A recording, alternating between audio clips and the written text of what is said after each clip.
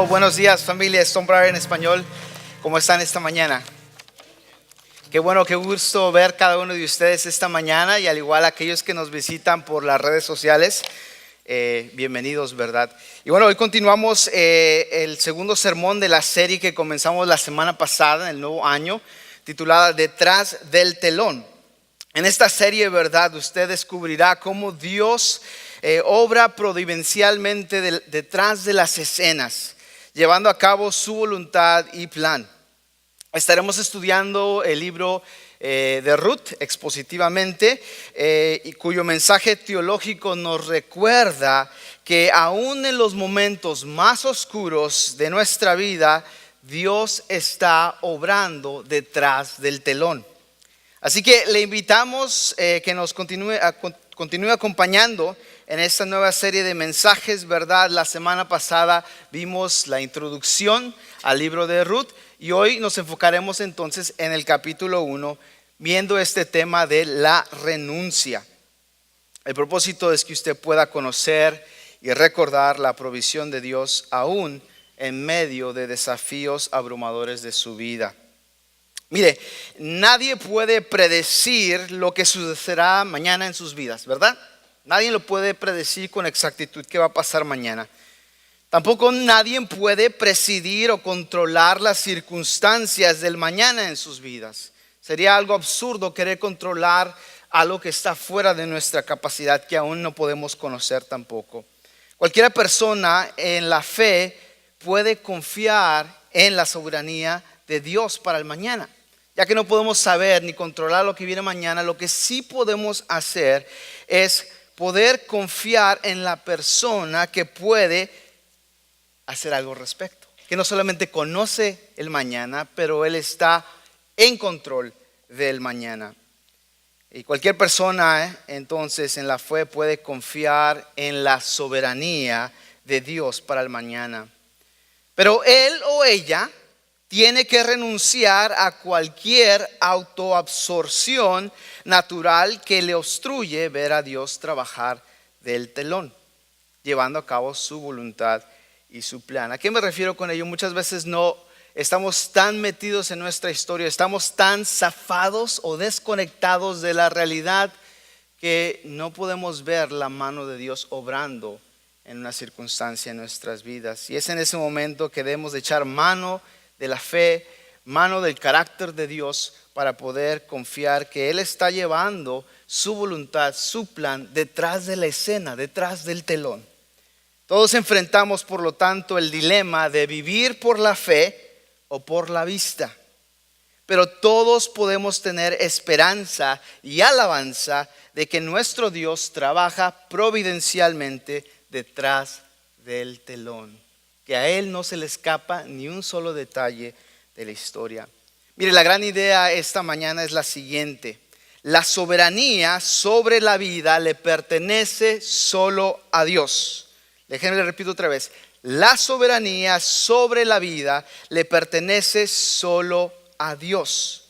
Por lo tanto, renuncia a cualquier autoabsorción natural que te impida ver la obra misericordiosa de Dios detrás de la cortina de la vida. La soberanía sobre la vida le pertenece solo a Dios. Por lo tanto, la Escritura nos enseña esta mañana que debemos de renunciar a cualquier cosa que nos aferramos o cualquier cosa que nos impida ver la obra de Dios obrando de una manera de misericordia y gracia. Estaremos estudiando el libro de Ruth, ¿verdad? Estaré utilizando la traducción de la Biblia textual. En su boletín debió haber recibido un papelito como este adjunto, el cual le animo a que lo mantenga en su Biblia por el resto de la semana, porque eso le va a ayudar a usted y a mí a poder ver dónde estamos dentro de la historia del libro de Ruth. Hoy estamos enfocándonos en el capítulo 1, entonces veremos los primeros punto 1 y 2, ¿verdad? Y eso le va a ayudar para no perderse en todos los detalles que está sucediendo de la historia, ¿verdad? Y un resumen breve de qué se trata el libro de Ruth. Así que esta mañana estaremos descubriendo la obra misericordiosa de Dios detrás del telón, específicamente detrás de la vida de Noemí. En el texto veremos 5 cosas esta mañana con la ayuda de Dios. Primero, la hambruna. Segundo, los funerales. Tercero, las despedidas. La fe. El cuarto. Y la última y quinta, la frustración. Así que abran sus Biblias conmigo, o sus tabletas o teléfono, al capítulo 1 del libro de Ruth, comenzando en el versículo 1 al 22. Ruth capítulo 1, versículos 1 al 22. El libro de Ruth está en el Antiguo Testamento. Y mire, el propósito del libro de Ruth es simple, es el siguiente. El propósito de Ruth es demostrar cómo Dios dirigió providencialmente la historia a través de circunstancias aparentemente ordinarias, en tiempos ordinarios, para levantar a David. Recuerden, David es el descendiente de la promesa del Mesías, y por lo tanto, ¿verdad? A través del Mesías, del ungido, del escogido, Dios iba a traer la redención de su pueblo y eventualmente de todo el mundo. Y el mensaje del libro de Ruth, ¿verdad? Es que Dios usó el hambre en Judá, en la tierra de Judá, y la viudez casi simultánea de 3 mujeres para reunir a una mujer piadosa, moabita, y un hombre piadoso, judío, cuyos valores se transmitieron a su descendencia y culminaron en el ideal de Israel, el rey ideal de Israel. Así que veamos el versículo 1, vamos a enfocarnos a la hambruna. Lo que sucede en el texto, ya la semana pasada leímos todo el libro y nos da un poco de idea. Hoy vamos a adentrarnos más a detalle por cada uno de los versículos del capítulo 1. Vemos ahí, ¿verdad? Una familia israelita abandona su hogar en Belén para escapar de una hambruna y mudarse a este país o a esta tierra llamada Moab. Mira lo que dice el versículo 1. Aconteció cuando juzgaban los jueces que hubo hambre en el país, y un hombre de Betlehem de Judá fue encaminado a habitar temporalmente en un campo de Moab, él con su mujer y sus 2 hijos.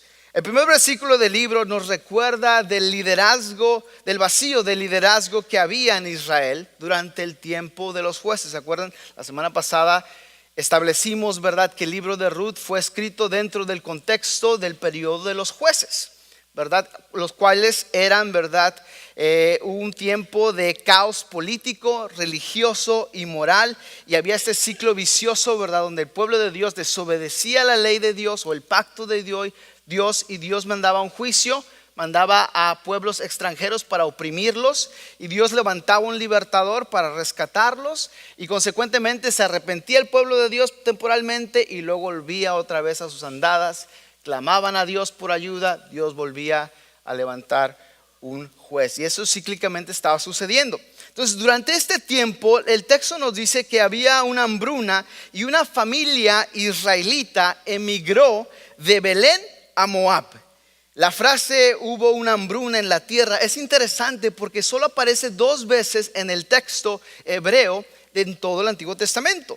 Y los otros 2 lugares que aparece esta frase donde hubo una hambruna en la tierra es en Génesis 12:10 y Génesis 26:1. Anótelo ahí en su Biblia, ¿verdad? Esos 2 pasajes, porque es la única vez que esto se repite. Génesis 12:10 y Génesis 26:1. Lo que esto implica es que el escritor está aludiendo claramente a las hambrunas de los patriarcas de la nación de Israel, los padres de la nación de Israel.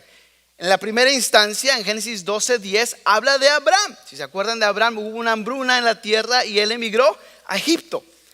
Consecuentemente, lo mismo sucedió a su hijo Isaac. En Génesis 26:1 hubo una hambruna y él también, donde estaba, fue a Egipto. Aunque no se registra tal hambre en el libro de los jueces, el vínculo canónico presumiblemente implica que la hambruna es el resultado de la desobediencia del pacto de Yahvé. Es una desobediencia generalizada durante esta era. Y usted puede decir, hermano, ¿cómo es esto? Mire, en Deuteronomio 28:48 incluye una lista de maldiciones de parte de Dios para su pueblo. Ahora, no es de que Dios maldiga o que Dios sea un obrador de maldad. Dios básicamente les pone esta instancia y le dice, mira, es tu decisión. De este lado está este monte, el cual simboliza la bendición que representa a través de la obediencia. Y de este otro monte está la maldición, que es tu decisión. Si tú no decides obedecer, he aquí la desobediencia, la consecuencia tal es maldición o condenación. Así que miren, vaya conmigo rápidamente a Deuteronomio 28:48 para que veamos qué explícitamente nos dice el texto. Unos cuantos libros hacia atrás, Deuteronomio 28:48 nos explica, ¿verdad? Moisés, cuáles eran las implicaciones de este pacto que Dios había hecho con su pueblo. Versículo 40, vamos a comenzar el versículo 47. Por cuanto no serviste a Yahvé, tu Elohim, tu Dios, con alegría y con gozo de corazón, cuando abundaba todo, servirás a tus enemigos que Yahvé enviará contra de ti. En medio del hambre y de la sed y de la desnudez y de la penuria total, pondré sobre tu cuello un yugo de hierro hasta que aniquile. Como águila que planea, así Yahvé alzará contra ti un pueblo venido de lejos, del extremo de la tierra, un pueblo cuya lengua no entenderás. Versículo 50. Pueblo de rostro feroz, que no respetará al anciano, ni del muchacho tendrá compasión. Devorará el fruto de tu ganado y el fruto de tu tierra, y no te dejará grano, ni mosto, ni aceite, ni aumento de tus vacadas, ni las crías de tu rebaño, hasta que haya destruido. Y continúa ahí el texto hablando un poco más sobre lo que eso implica. Y específicamente, ¿verdad? Previo en el capítulo 28 al principio, nos dice específicamente que incluso va a retener el fruto del vientre. Es decir, que no les va a bendecir con futuras generaciones por causa de esta desobediencia. Y la lista sigue. Básicamente Dios les da una decisión a los israelitas. Mira, si tú decides obedecer, puedes esperar esto. Si tú decides desobedecer, eso es lo que te espera. Dios traería a los israelitas que servirían a otros dioses en lugar de él, y por causa de ello, ¿verdad? El hecho de que haya hambre en Israel y no en Moab es importante para la trama. No solo para proporcionar un contexto para que la heroína sea una moabita en lugar de una judía. De modo que el motivo de Gesed, vamos a ver qué significa eso más adelante. Solo por este momento recuerde esta palabra hebrea, Gesed. El motivo de Gesed funcione, sino para subrayar la representación negativa general de lo que Naomi trae a este completo vacío en su vida. El narrador le da al lector la impresión de que todos los belénicos, es decir, los habitantes de Belén, atrapados en esta hambruna, no era solamente esta familia de este individuo, sino todos en Belén estaban pasando por esta hambruna. Pero es interesante que el escritor nos indica que solo este hombre y su familia buscan refugio en el país o en la tierra, literalmente Sadé, de Moab. El término Sadé en hebreo es literalmente tierra o campo cultivable. Y es interesante porque más adelante el lector descubre, más en el capítulo 4, vamos a descubrir que como lectores, irónicamente, este hombre dejó un sadé, un campo en Belén, solo. Lo dejó para irse a otro campo cultivable en Moab.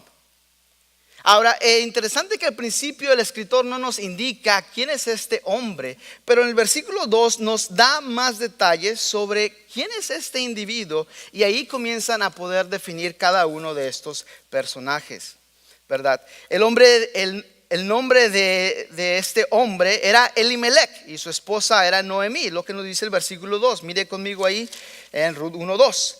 Y el nombre de aquel varón era Elimelech, y el nombre de su mujer Noemí, y el nombre de sus dos hijos Maglón y Kelión, efrateos de Betlehem de Judea.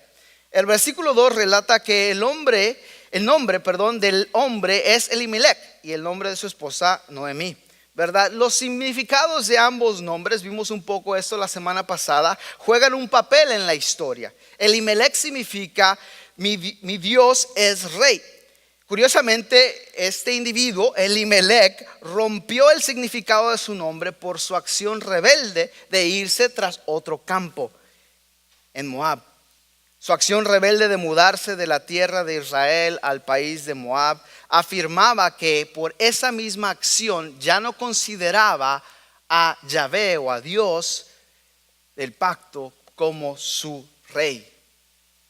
¿Cuántas veces como usted y como cristianos venimos y depositamos nuestra fe en Dios y juramos lealtad de seguir a Jesús, el Rey de Dios, y vivimos nuestras vidas como si Él no fuese rey? Mire, yo soy el primero en culpable de ello. Y es algo que tenemos que tener cuidado. Que cualquier otra cosa, otro individuo puede robar esa lealtad que solo le pertenece a Dios. También es posible que la acción imprudente de Elimelech al dejar Belén fue su lamentable intento de proteger a su frágil familia. Es decir, quiso ayudarle a Dios. ¿Hay una hambruna? ¿Necesito cuidar por mi familia? Déjame ayudarle a Dios al moverme a una tierra o a un campo donde sí hay pan.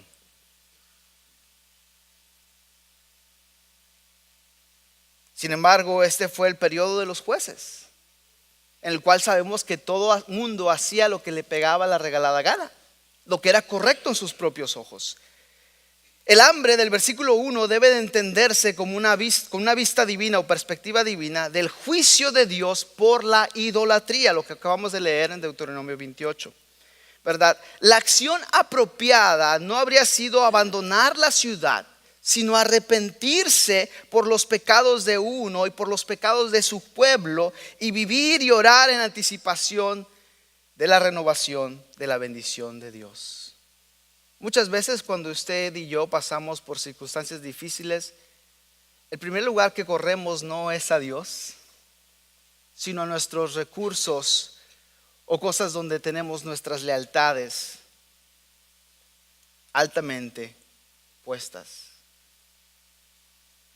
En lugar de vivir, orar en anticipación a la renovación de la bendición de Dios.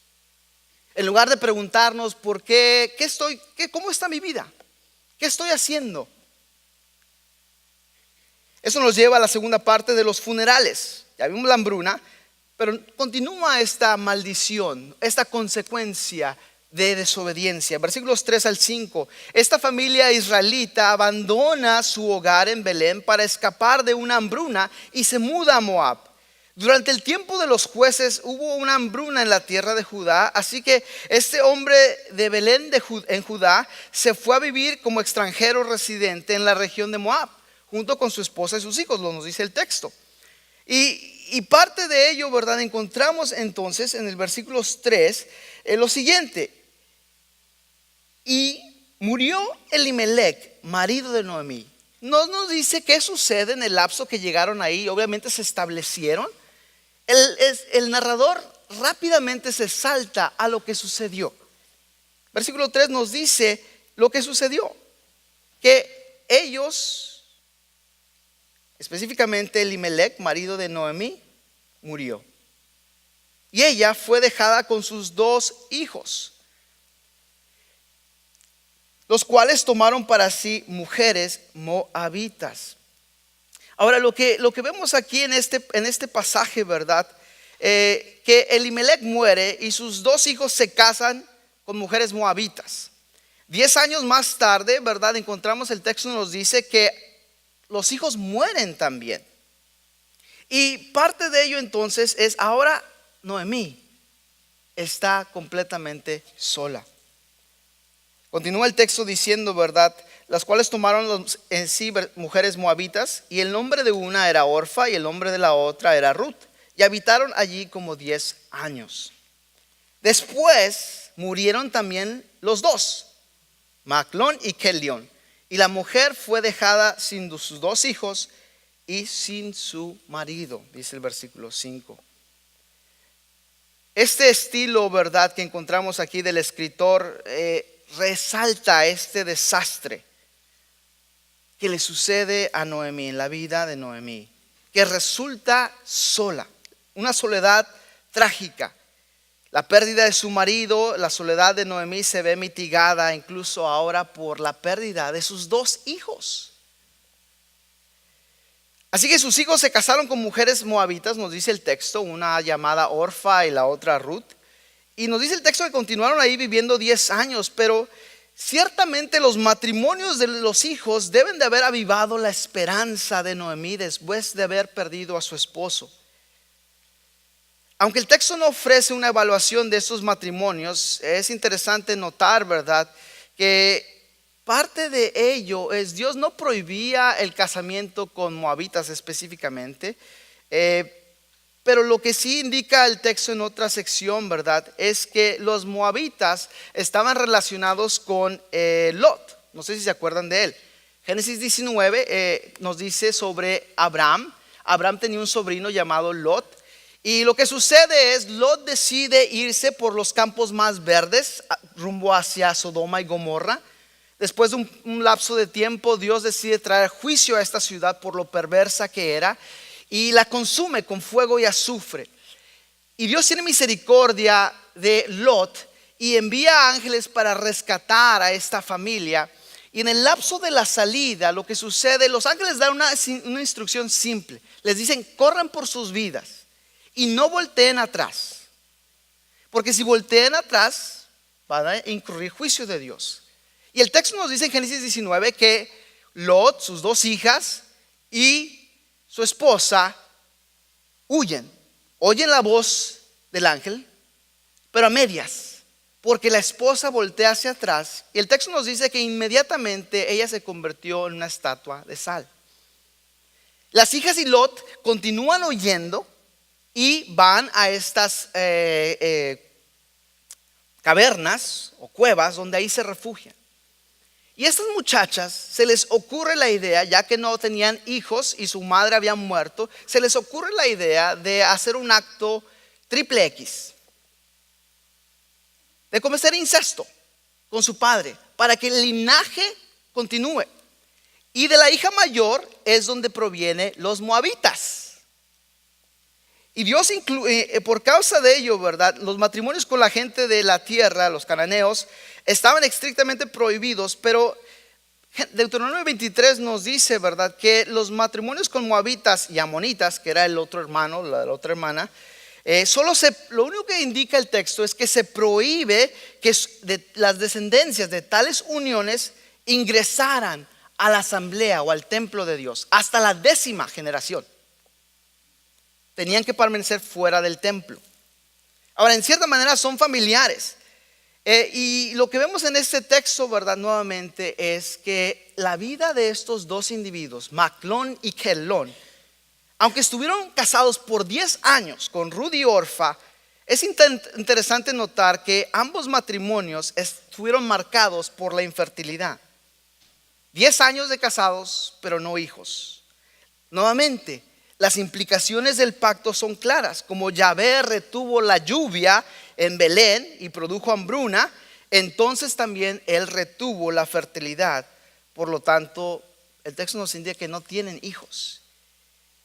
Y tanto Orfa como Ruth como Noemí están solas. Es lo que el texto en versículo 5 nos dice.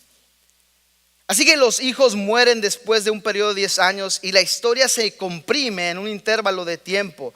Y el narrador crea la impresión de que Noemí se queda golpeada por un ataque implacable de un evento trágico tras otro. Ahora solo hay soledad y no hay manera de poder mitigar, ya que está sola, sin hijos y sin esposo. Y el autor entonces se centra en el vacío y la miseria de Noemí por causa de su desobediencia. Hermano, hermana, la desobediencia ante Dios, ante su ley, es algo serio. No debemos de jugar con ello. Otra crisis, posiblemente lo que sucede aquí, es que Noemí no era una persona joven. Se enfrenta a la vejez sin que nadie la cuide. Y como viuda, Naomi carece de la provisión y protección de un esposo en el antiguo cercano oriente, que era dominado por los hombres. Además, hay que recordar que vive en un país extranjero. Debido a su edad y pobreza, ella efectivamente está sin esperanza. Sin esperanza. Eso nos lleva entonces al versículo 6, al versículo 15. Las despedidas. ¿Qué es lo que, cómo responde Noemí? Mira el versículo 16.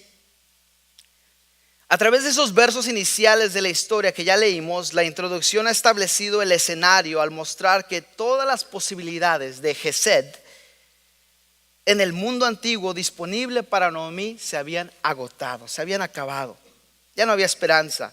Pero el versículo 6 da un indicio de que esto puede cambiar para Noemí. Noemí, que está vacía, que no tiene esperanza, si tan solo regresa a la tierra de la promesa, ya que Yahvé, el Dios del pacto de Israel, acude a la ayuda de su pueblo. Miren lo que dice el versículo 6. Entonces ella se levantó con sus dos nueras, Orfa y Ruth, y regresó de los campos de Moab, porque en el campo de Moab oyó que Yahvé. Si tiene su Biblia ahí, subraye oyó. Porque la fe en la escritura nos dice que viene por escuchar la palabra de Dios. Es por eso importante que usted venga los domingos a la mañana a escuchar la palabra de Dios, o tenga otro medio de escuchar la palabra de Dios. ¿Por qué? Porque eso es lo que le va a poder empoderar a usted para poder confiarle, poder creerle a Dios. Es por eso que es tan importante que usted aprenda la disciplina de leer las escrituras. Porque es la única manera que usted y yo vamos a sobrevivir los campos allá afuera.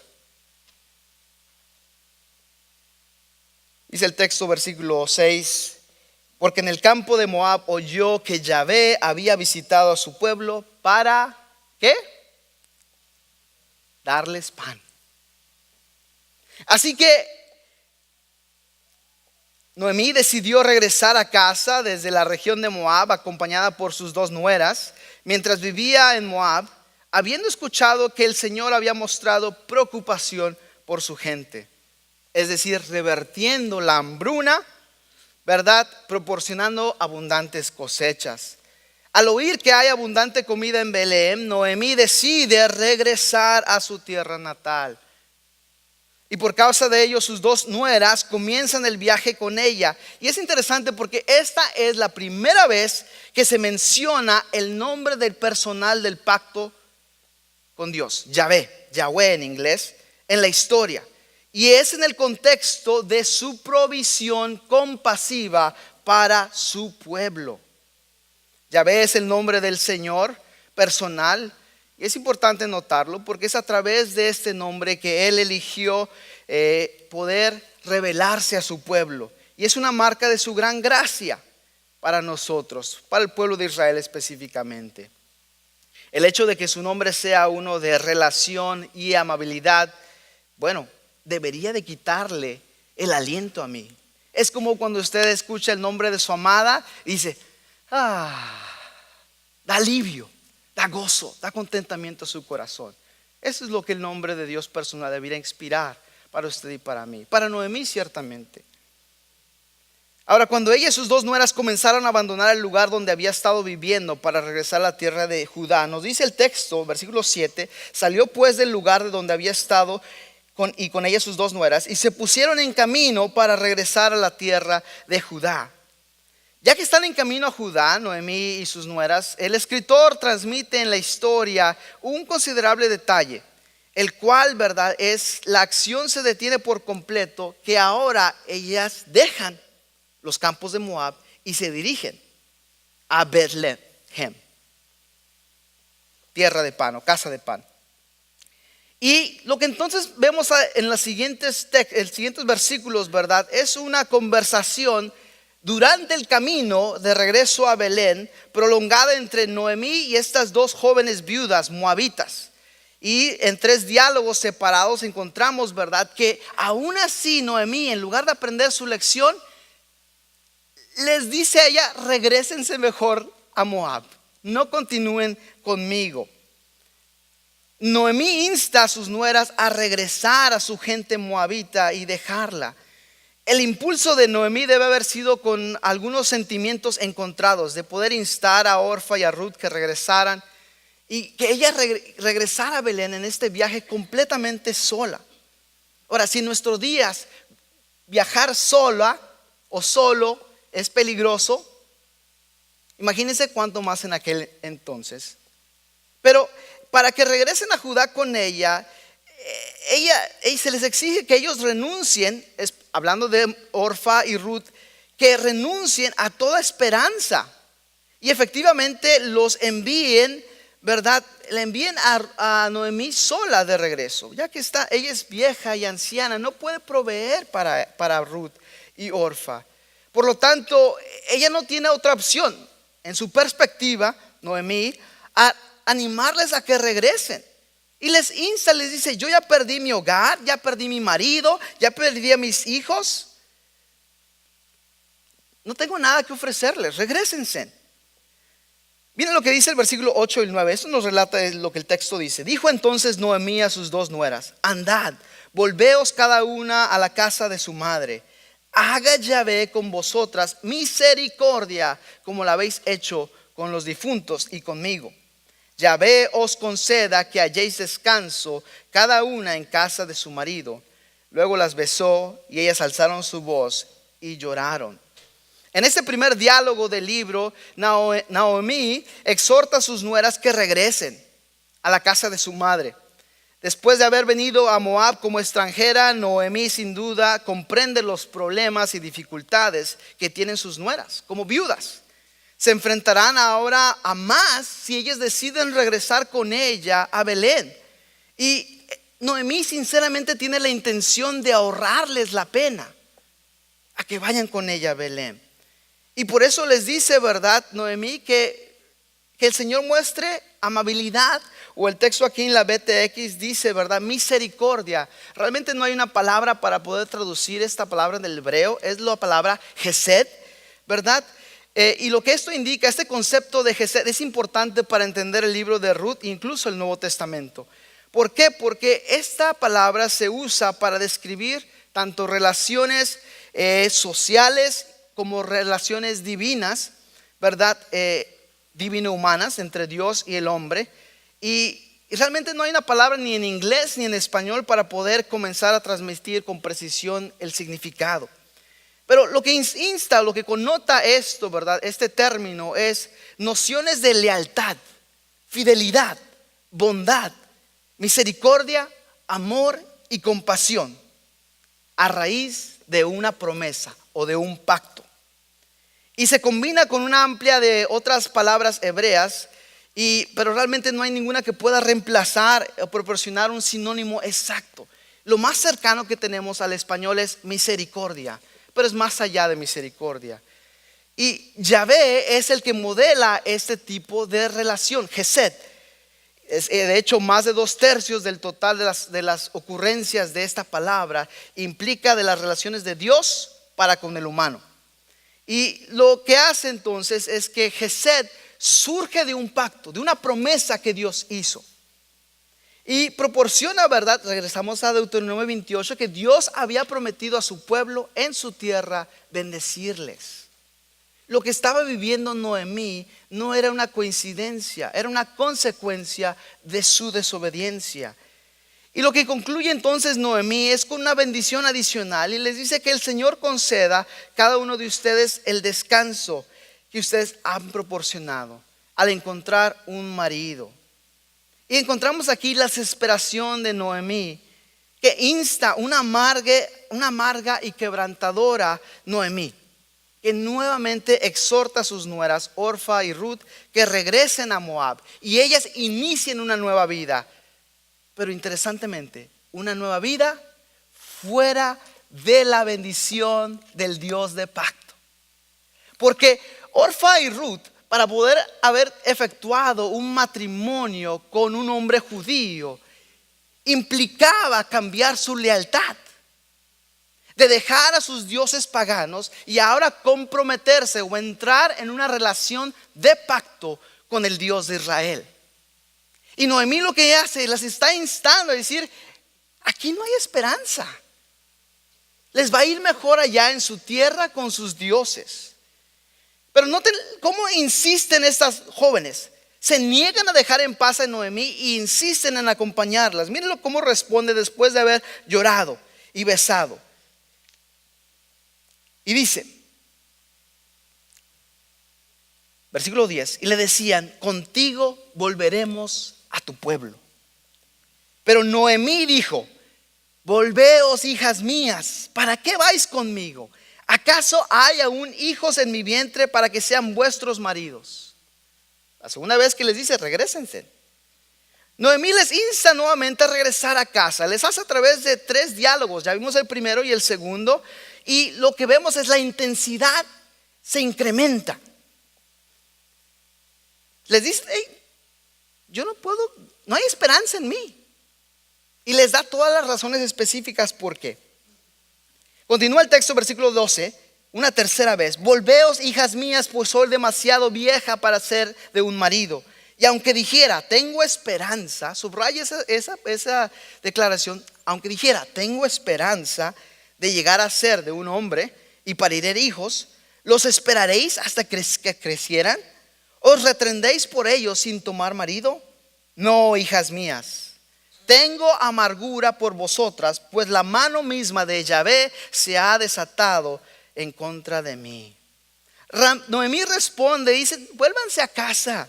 No hay razón para que vuelvan conmigo de regreso a Judá. Y noten esa intensidad última del versículo 13. Dice, termina con esta cláusula final: la mano del Señor, de la mano de Yahvé, ha sido contra mí.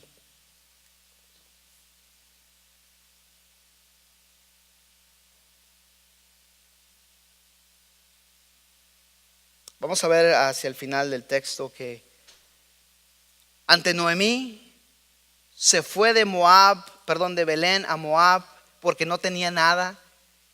Irónicamente encontró pan en Moab junto con su esposo y sus 2 hijos. Pero luego al regresar a la casa de pan, a Betlehem, regresa ahora sin esposo y sin hijos. Y es por eso que ella insta: la mano de Dios es contra mí. Podemos entrar más a detalle, ¿verdad?, a lo que eso implica, lo que estas declaraciones hacen, las razones. Pero básicamente Noemí les presenta un argumento bien firme, bien sólido, por la cual tanto Orfa y Noemí no debieran de regresar. En otras palabras, estaba rebajando el nombre de Dios, que Dios era incapaz de proveer para ellas en medio de su angustia, que ellas literalmente no tenían esperanza. Ahora, la lógica de Noemí, ¿verdad?, en este escenario es: les va a ir mejor si se regresan a Moab, que se vengan conmigo. Noemí concluye su discusión con ellas, ¿verdad?, con una fuerza climática en estas declaraciones, al convencer a estas mujeres moabitas que se regresen, ¿verdad?, que estarán en peor estado si van con ella. Y ese es un destino o algo interesante, que la mano de Dios de Israel ha sido contra ella.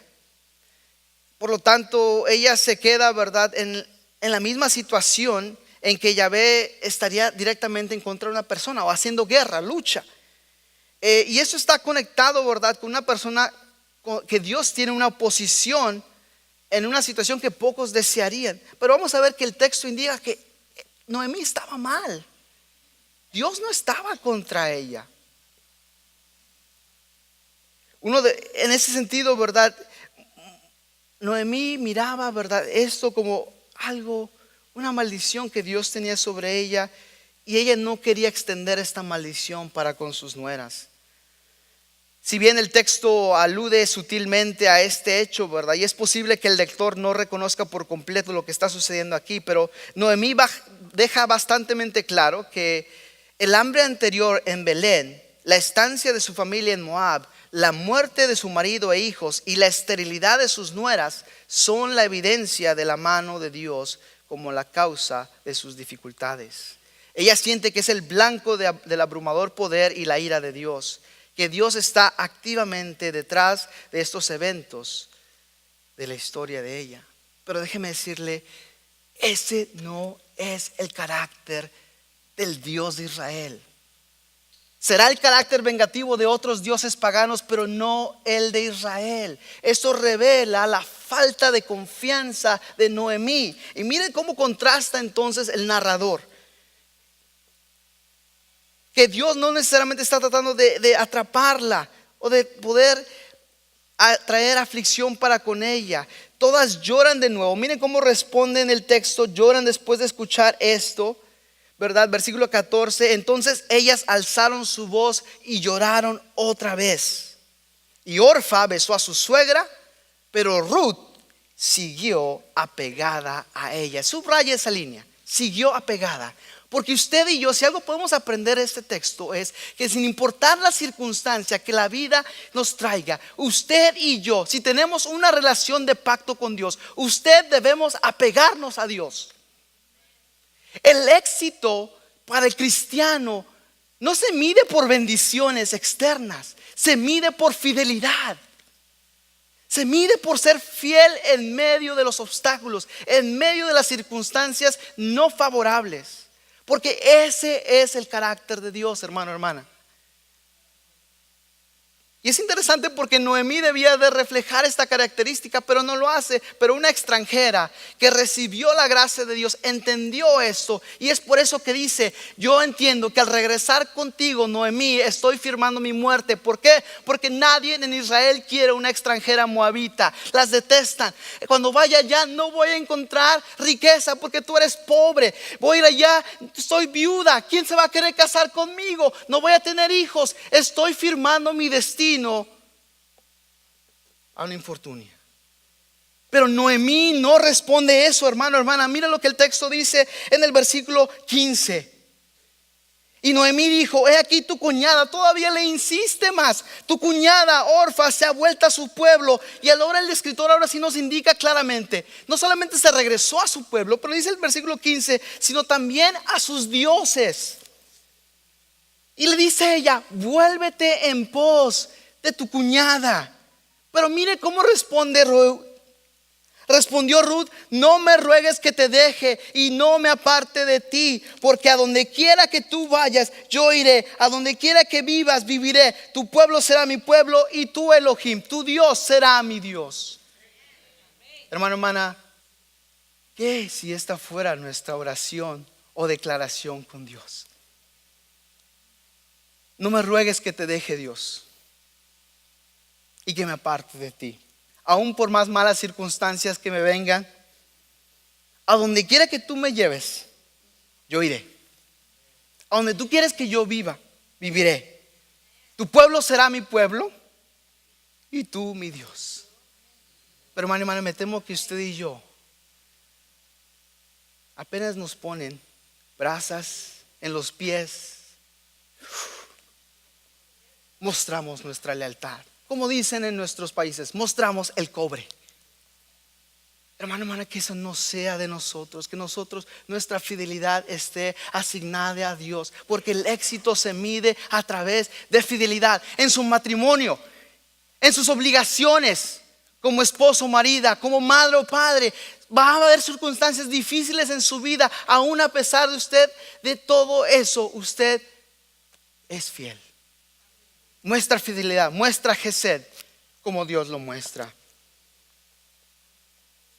Se nos acaba el tiempo esta mañana para ir más a detalle, pero seguimos por el texto. El gesto de Ruth ilustra su compromiso de abandonar, de renunciar la casa de su padre moabita y permanecer con Noemí, sabiendo que podía regresar fácilmente a Moab y encontrar allá al menos comida, al menos casa. Con Noemí no pueden prometerle nada de eso. Pero ella permanece con Noemí, se aferra a ella, mientras que Orfa se va. ¿Verdad? El texto no nos indica más detalles, siempre nos trata de resaltar el carácter de Ruth. Y aún así, Noemí, amargada y quebrantada. Después de esto, versículo 17 nos dice: donde tú mueras yo moriré, y así seré sepultada. Y vuelve a repetir, invocar el pacto de Dios. Versículo 17: así me haga Yahvé y aún me añada. ¿Y ve la fe de esta mujer? Aunque esto me vuelva a suceder, y más todavía, aún así, solo la muerte hará separación en nosotros dos. Bueno, esa es la fe que yo quiero tener. Esa es la fe que usted debiese anhelar para con Dios. Noemí, al ver que estaba resuelta, no le dijo más. Siguió con ella en este viaje. Interesantemente que el texto continúa indicando, ¿verdad?, que esta interacción, por más mejor argumento que hubiera tenido Ruth, es interesante porque el mismo verbo que de aferrarse es el que se utiliza en Génesis 2:24, cuando Dios crea a Eva y le dice: dejará el hombre su casa y se unirá a su mujer. Ese es el mismo verbo que se utiliza aquí, ¿verdad? Y aún así Ruth se niega a regresar y reafirma su compromiso con Noemí. Ruth jura su compromiso con Noemí en el nombre del Dios de Israel, reconociendo que su Dios es el Dios de ella. Eso nos lleva hacia la frustración para terminar. Mire, todo el poder de la lógica y el argumento de Noemí fue inefectivo. La fe de Ruth desafía la lógica y las sabidurías humanas. Y es así que continúa Ruth y Noemí hacia Belén. Hermano, hay cosas en nuestra vida que van a venir, que usted y yo no tenemos control, que no sabemos qué va a pasar. Pero que eso no le impida a usted de tener fidelidad para con Dios. El escritor nos advierte de ello. Y mire la frustración para terminar de lo que sucede aquí en el resto del texto. Cuando Noemí y Ruth llegan a Belén, son recibidas con alegría por las mujeres del pueblo. Y la pregunta entre las mujeres es: ¿puede ser esta Noemí? ¿En serio esta es Noemí? Ella se fue. Y no está dirigida tan para Noemí específicamente, sino es para ellas, entre ellas mismas. Es una pregunta retórica. Y cuando las dos viajaron hacia Belén, es interesante, ¿verdad? Porque entraron a Belén y mire cómo ella responde, ¿verdad? Versículo 20. Noemí responde y dice: no me llaméis Noemí, sino llamadme Mara, porque el Shaddai, el Todopoderoso, me ha puesto en gran amargura. Versículo 21. Yo salí llena, noten, llena. ¿Realmente salió llena? Bueno, tenía su marido, tenía sus 2 hijos, tenía pan, pero era una llenura ficticia, momentaria, porque el Dios de Israel no estaba con ella. Dice el texto ahí: salí llena, pero Yahvé me ha hecho regresar vacía. ¿Por qué me llamáis Noemí? Ya que Yahvé ha dado testimonio contra mí, y el Shaddai, el Todopoderoso, me ha afligido. Pero ¿saben qué? Noemí está mal. Ella no regresó sola. Ella no regresó vacía. Regresó con su nuera, Ruth. Pero el narrador nos indica, ¿verdad?, el estado de esta mujer de agradable. Sabemos que su nombre significa agradable, bonita, placentera. Pero ahora dicen: no, llámenme amargada, amarga. Y lo que sucede entonces en el texto, para terminar, ¿verdad?, es: ella no estaba entendiendo que Dios no estaba obrando, que Dios estaba obrando detrás del telón pero las apariencias indicaban lo contrario. Hermano, en nuestra vida hay muchas cosas que usted y yo, no se nos promete una vida de color de rosa, no se nos promete bendiciones de aquí por allá, no. Al contrario, en esta vida encontrarás mucha dificultad. Mas confiad, dice Jesús, yo he vencido al mundo. Y eso es lo que Ruth modela aquí en esto. Para terminar, en esta declaración, mire cómo termina el texto. Así que regresó Noemí y su nuera, Ruth. Y el escritor nos quiere notar que ¿quién es? La moabita. Y llegaron a Betlehem a principios de la siega de la cebada. ¿Qué implica esto, hermana? Mire, eso se vincula al principio del versículo 1, que en Belén no había pan. Pero ahora que regresó, sí había pan. Y en abundancia. Porque la escena 2 del capítulo 2 nos indica ello. La última oración del versículo 22 anticipa los medios por los cuales Yahvé proveerá a estas Dios viudas, porque le creyeron. Es el comienzo de la cosecha de la cebada cuando llegan a Belén. El momento es providencial, un ejemplo más de la soberanía de Yahvé, ya que esto significa que las cosechas de cebada y trigo están por comenzar. Al reconocer la soberanía de Yahvé, para terminar sobre su vida, mire, Noemí siente que Dios está en contra de ella debido a las circunstancias desafortunadas de su vida. Pero en su gracia, Yahvé no estuvo contra ella. Ciertamente parecía así, pero más bien Él cuidó providencialmente a ella y a su familia.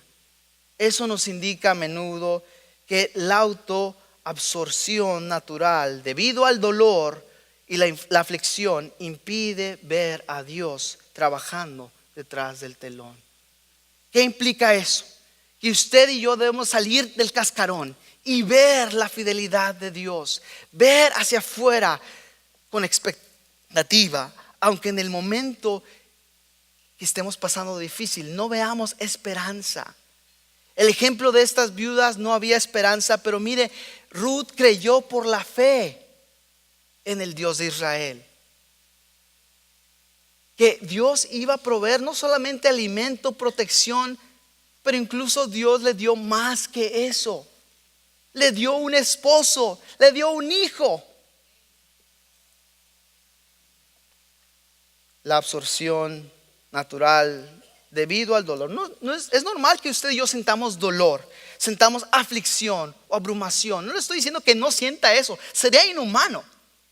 Pero lo que estoy diciendo es, en medio de eso, usted agárrese de Dios, confíe de Dios. Eso es lo que es la fe verdadera. La fe de nosotros como cristianos no es una fe de ojos, de vista, es una fe sin ver, pero no a ciegas. Descansamos en la fidelidad de Dios, en el carácter de Dios. Y es por eso que en su gracia Yahvé no estuvo contra ella, más bien Él cuidó providencialmente a ella. Y eso es lo que el escritor nos indica a lo largo de esta historia. Pero Noemí, por causa de que estaba abrumada por sus problemas, no puede ver la fidelidad de Dios, no puede ver Dios trabajando detrás del telón. Le recuerdo, la soberanía sobre la vida le pertenece solo a Dios. No intente usted y yo tratar de ser soberanos. Renuncie a cualquier acto de absorción natural que le impida ver la obra misericordiosa de Dios detrás de la cortina de la vida. ¿Cómo aplicamos esto? Esta mañana, usted tiene problemas, dificultades, está pasando, que usted pueda sentirse desesperanzado.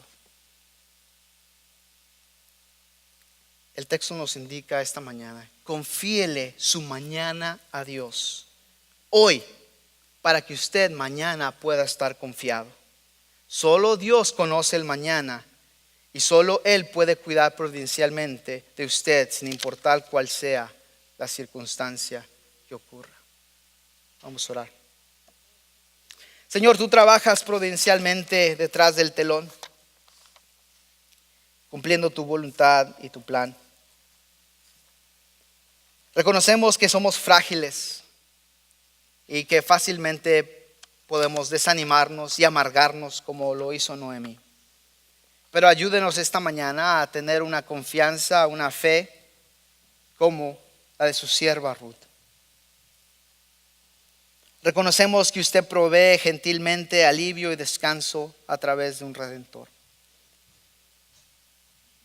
Reconocemos que a veces no es fácil poder ver esto, pero ayúdenos a echar mano de la fe.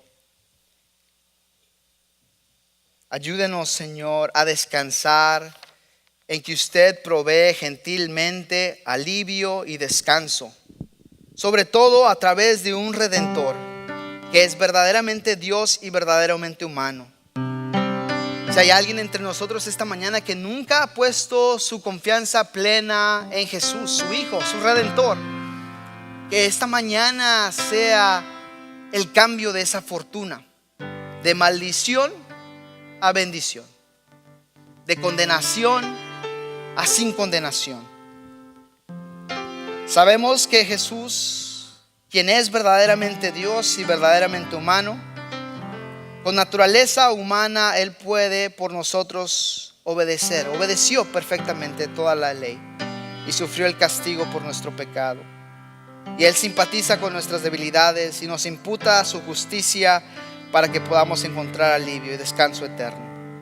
Ayúdenos a confiar en usted. Confesamos nuestra fragilidad, nuestra incredulidad y la dejamos en sus pies esta mañana. Renunciamos a cualquier sentido de soberanía y de control y se lo encomendamos a usted. Que nuestra esperanza esté solo en usted y en el regreso de su Cristo al final de los tiempos, Señor. En el nombre de su Hijo Jesús, en quien descansa nuestra esperanza eterna, y a través de su Espíritu Santo le pedimos esto. Y el pueblo de Dios dice: